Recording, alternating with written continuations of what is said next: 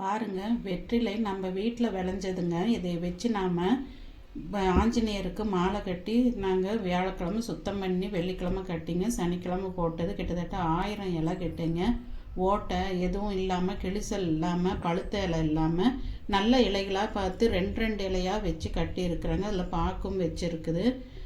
ஆஞ்சநேயருக்கு நம்ம வீட்டில் பாலில் எடுத்த ஆடையில் எடுத்த வெண்ணெயும், அதுக்கப்புறம் பார்த்திங்கன்னா அவருக்கு அந்த செந்தூரம் கலர் இருக்கிற பூவும், நித்தியமல்லி, அதுக்கப்புறம் செண்பகம், அடுக்கு நந்தியாவட்டை, துளசி இதெல்லாம் கொடுத்து அனுப்பிச்சிருக்குங்க.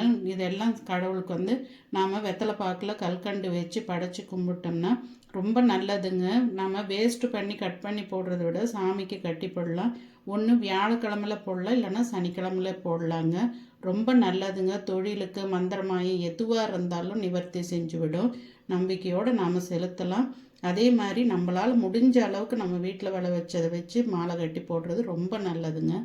இதே மாதிரி நீங்களும் சாமிக்கு உங்கள் விருப்பப்படி என்ன செய்யணுமோ அதை செய்யுங்க. நல்லதே நடக்கும். பாய்.